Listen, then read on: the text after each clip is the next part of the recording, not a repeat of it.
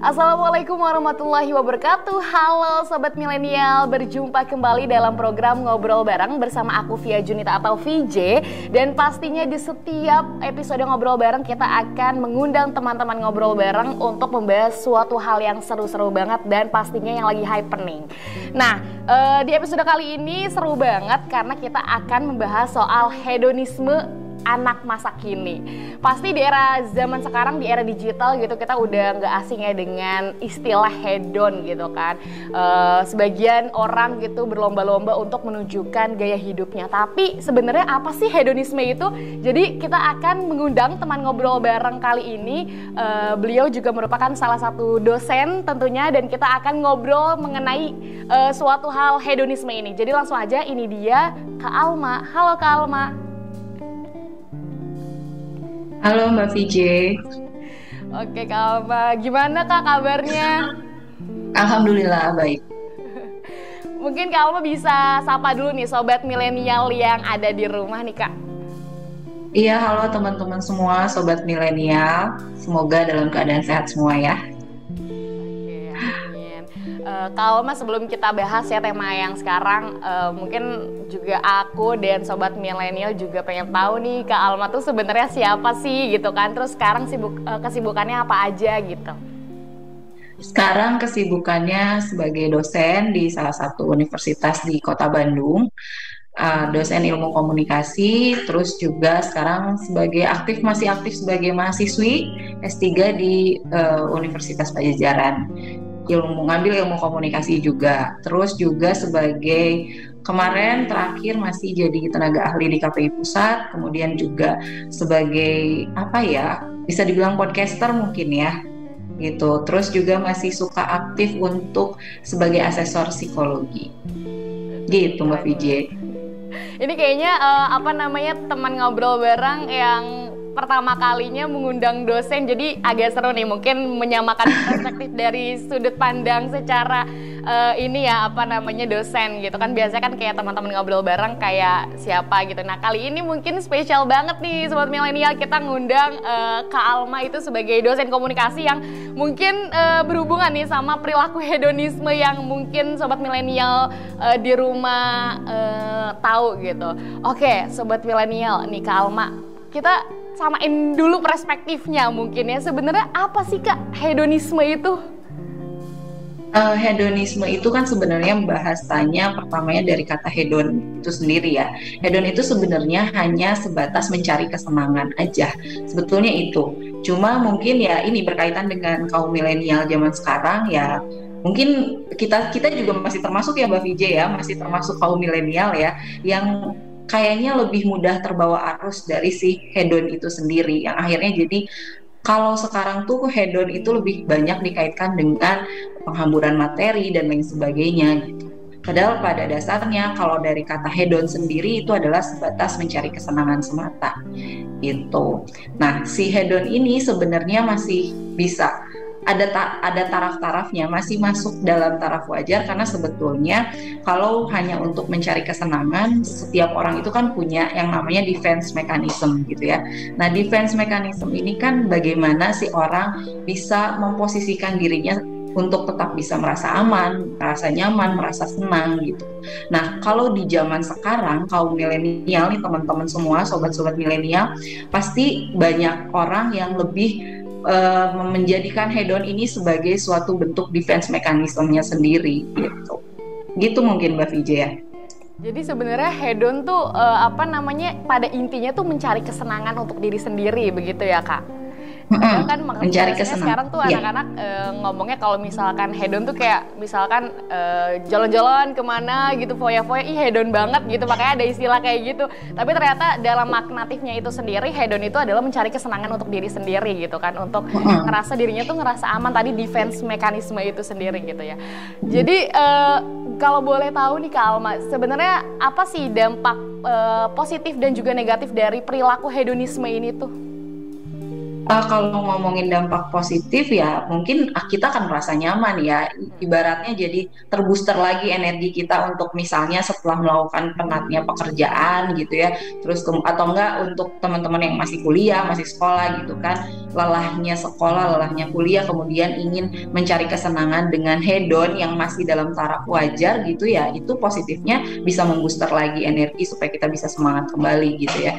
Tapi kalau udah negatifnya nih, kalau yang udah masuk dalam taraf yang lebih lagi di atasnya gitu, yang tadi ya penghamburan, kita nggak tahu, tidak bisa mengkontrol sejauh mana kita melakukan hedon ini. Kemudian juga apalagi di zaman sekarang gitu ya, di era milenial ini yang semua informasi sudah mudah didapatkan, adanya media sosial yang semua semakin terbuka gitu, kita jadi nggak tahu batasannya sejauh mana kita mau hedon gitu, kayaknya ngerasa nggak puas terus, ngerasa nggak cukup terus, dan yang akhirnya dengan banyaknya informasi yang bermunculan tentang materi-materi yang berkaitan dengan materi-materi gitu ya, yang menimbulkan kesenangan itu sendiri, yang akhirnya banyak orang yang menghalalkan segala cara demi memuaskan keinginannya untuk melakukan hedon itu sendiri. Itu sih gitu, Mbak. Bentuk negatifnya yang sampai pada akhirnya orang tuh ngerasa kalau sekarang tuh berkedok self reward gitu. Nah itu benar. Ya, gimana harus bisa mengkontrol sejauh mana kita bisa melakukan self reward. Ya, perilaku hedonisme itu sama self reward sama atau seperti apa nih Kak? Kalau ngomongin sama atau enggak, tentu beda ya. Kan kalau misalnya self reward itu bagaimana kita bisa menghargai diri kita sendiri, dan tentunya porsinya hanya sebatas itu, porsinya cukup dan itu positif gitu ya. Tapi kalau udah hedon ya itu tadi, kalau kita tidak tahu sejauh mana kita ingin melakukan menyenangkan dirinya sendiri itu, kalau tidak tahu batasannya ya itu akan menjadi negatif gitu. Dan memang sekarang di kita gitu ya, konotasinya memang sudah negatif gitu ya untuk kata hedon itu sendiri. Jadi ternyata perilaku hedonisme juga maksudnya ada sisi positif dan juga negatifnya. Kalau negatifnya tadi terlalu berlebihan gitu dan lain sebagainya. Berarti nih Kak, ngomongin soal hedonisme kan berarti kita berbicara mengenai kepuasan diri sendiri nggak sih? Kadang kan maksudnya seseorang tuh tidak terlepas kayak pengennya tuh apa kita harus seneng terus apa gimana gitu loh. Maksudnya ada pandangan gitu menurut Kak Alma? Sebetulnya kan yang namanya hidup gitu nggak mungkin kita bisa senang terus juga gitu ya. Justru proses pendewasaan diri itu ketika kita tidak selamanya merasa senang gitu. Ketika kita up and down-nya gitu ya itulah proses pendewasaannya. Kalau kita terus memuaskan diri dengan kesenangan, nggak akan ada habisnya gitu. Pasti yang namanya orang inginnya lebih dan itu nggak akan bagus buat diri kita sendiri. Apakah perilaku hedonisme ini termasuk salah satu bagian dari eksistensi seseorang mungkin Kak? Apalagi kan kalau sekarang tuh kan di era digital orang bisa nge-expose apapun gitu di media sosial. Itu ada berkesinambungan gitu nggak Kak?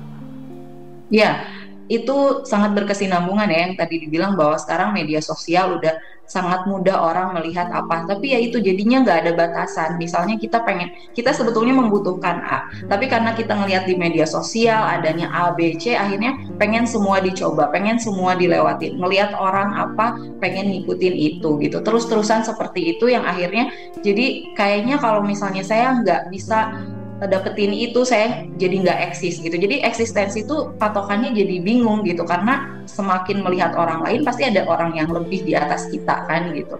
Jadi ya gitu, nggak akan ada habisnya kalau kita nggak punya kontrol diri, nggak ada self control. Sobat Milenial. Nih mungkin Kak, tadi kan kita ngomongin soal dampak negatif dari hedonisme yang sekarang menjalar gitu. Di anak-anak muda sekarang taunya hedon tuh ya udah foya-foya gitu. Nah mungkin gimana sih Kak, kayak kira-kira apa gitu yang harus kita lakukan supaya tidak terjebak dari perilaku hedonisme yang negatif gitu kan, berperilaku yang apa-apa sebelah fancy dan lain sebagainya gitu loh Kak. Yang pasti sih kita harus tahu dulu kebutuhan kita apa, sesuai kebutuhan. Karena kalau misalnya kita, kan ada yang namanya kebutuhan, ada yang namanya keinginan. Kalau kita ngomongin kebutuhan itu akan porsinya pasti akan cukup, kita sudah memenuhi kebutuhan kita. Tapi kalau berbicara keinginan pasti nggak akan berhenti, keinginan manusia tuh nggak akan berhenti gitu. Nah itu, tahu apa kebutuhan kita, kemudian juga itu tadi kita punya self control yang jelas, yang bisa memagari kita dari apa sih yang kita eh, apa ya itu tadi apa yang kita butuhkan, apa yang kita inginkan, kita tahu batasan-batasannya gitu. Kemudian kita juga harus punya circle yang jelas gitu. Jadi jangan sampai kita kebawa arus dengan circle-circle yang kurang baik buat diri kita gitu, yang akhirnya malah menjadikan kita semakin hedon itu tadi. Gitu. Berarti circle juga sangat mempengaruhi dari perilaku diri kita ya Kak? Iya, circle kita apa ya dibilangnya support system. Kita harus tepat memilih support system yang baik bagi kita sesuai dengan kebutuhan kita. Kalau dari pandangan psikolog sendiri gitu kan, maksudnya apa sih yang bikin perilaku apa yang sebenarnya sampai pada akhirnya mempengaruhi seseorang jadi apa namanya, apa aja sih hal yang pengaruh besar gitu untuk perilaku seseorang gitu loh Kak? Hal-hal yang akan mempengaruhi kita gitu maksudnya ya, Iya. yang akan mempengaruhi kita bagaimana berperilaku.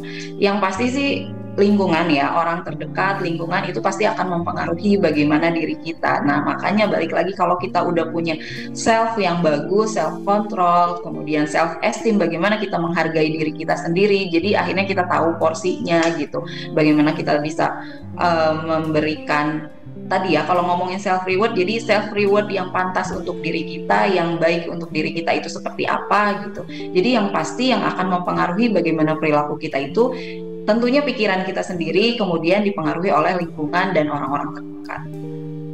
Gitu sih. Jadi sampai pada akhirnya jadi kita juga harus memilah dan memilih circle pertemanan gitu ya Kak, supaya bisa membuat diri kita gimana gitu ya.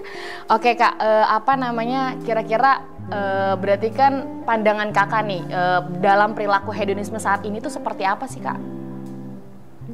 Pandangannya itu tadi ya, jadi uh, perlu peranan orang terdekat bagi setiap orang gitu, yang untuk mengingatkan, karena memang kalau kita sudah surfing melalui di dunia media sosial gitu ya, itu tadi kita lupa waktu, lupa tadi yang tahu kebutuhannya apa, menjadi keinginan yang tidak bisa terselesaikan gitu ya, nggak terbatas gitu. Jadi kita harus punya orang yang bisa mengontrol kita, bagaimana kita seharusnya gitu, karena ya gitu. Jadi kalau misalnya semakin dibiarkan ya akan terus nggak ada batasannya gitu.